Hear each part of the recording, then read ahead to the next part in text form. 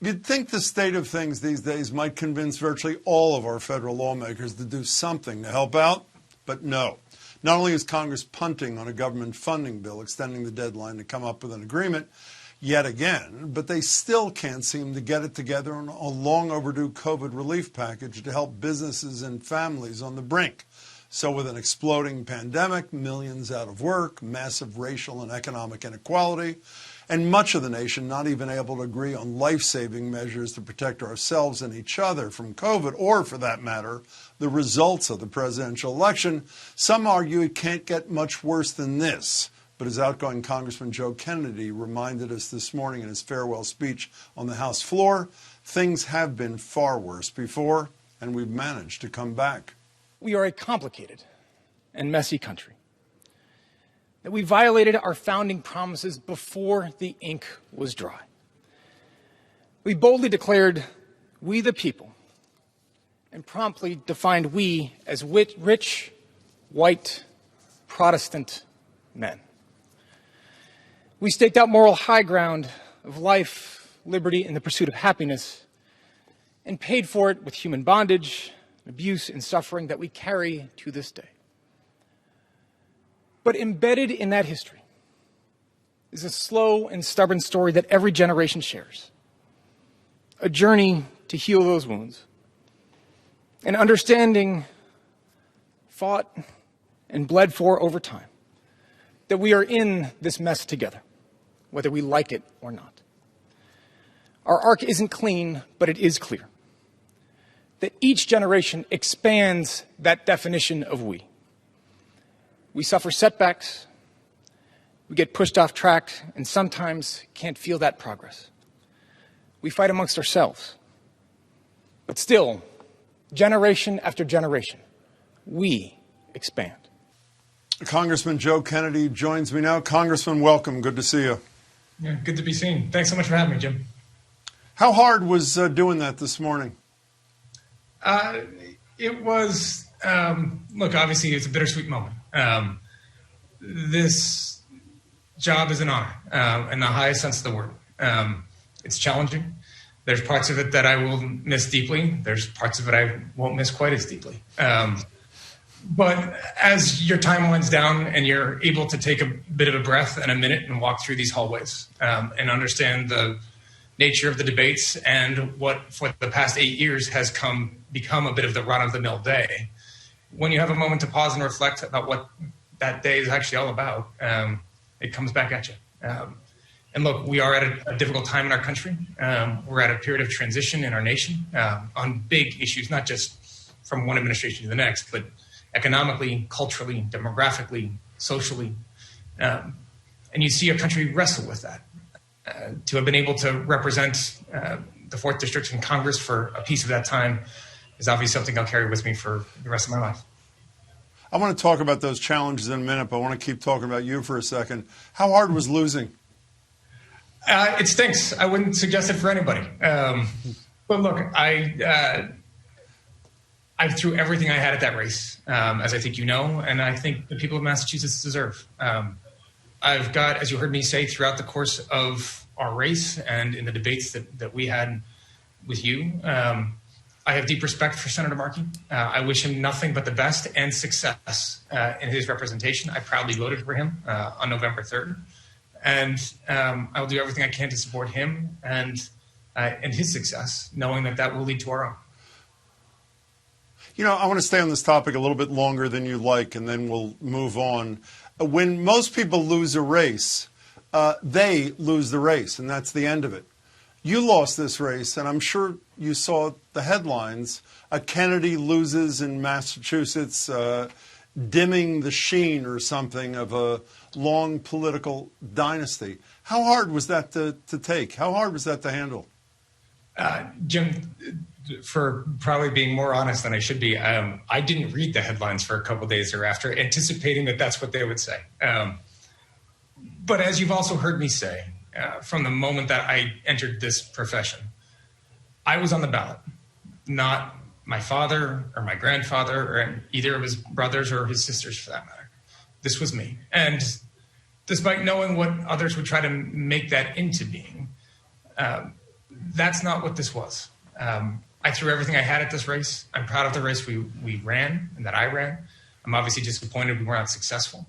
But I'm confident, as I said today, in the future of our country if we are willing to do the hard work that is necessary in order to achieve it. What's the most important thing you think you learned in the 8 years you were in the House? A lot of things. Democracy is messy. The people here, shockingly, probably for some, are good. It's hard. The country's divided. And there might be some notable exceptions to to that good label for a few. But the vast majority of my colleagues here, no matter where they're from, try to do what they believe is right and best for their district, for the people they represent, and for our country. And Jim, I think it's really important that people remember that we see the polarization and the venom that often infects our politics today. These are voices that represent other Americans.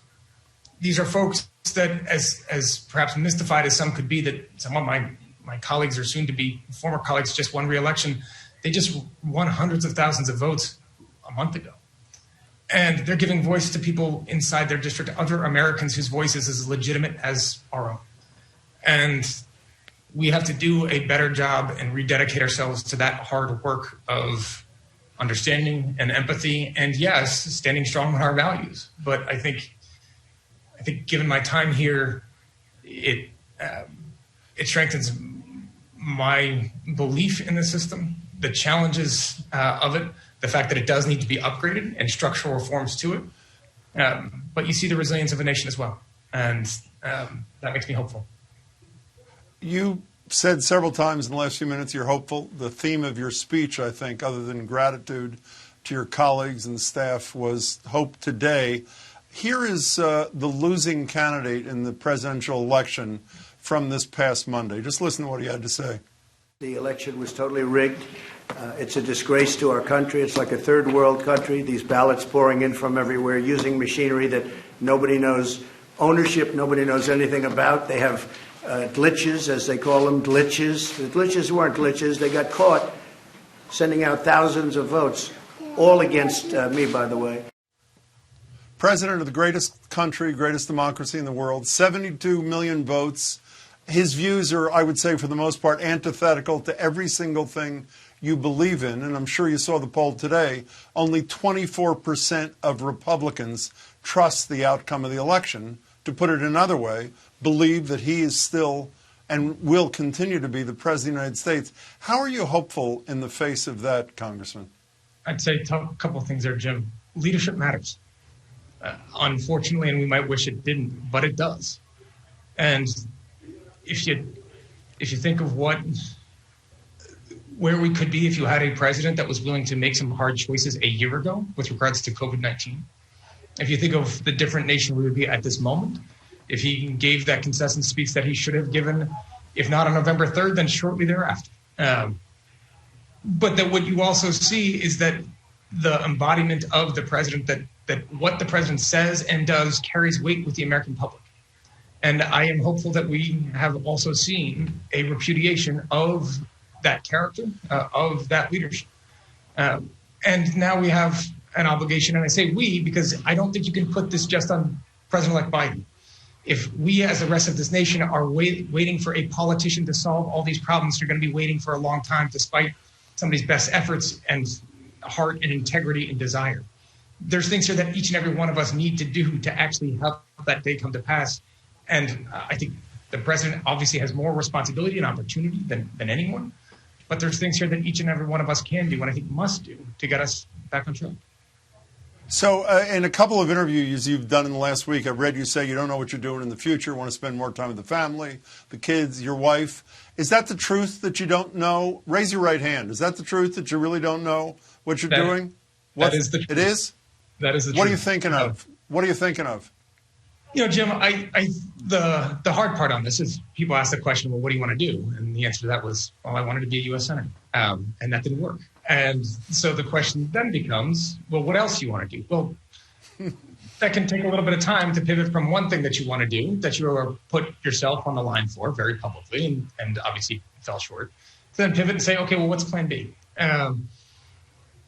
There's parts of this job, as I said, that I will really miss.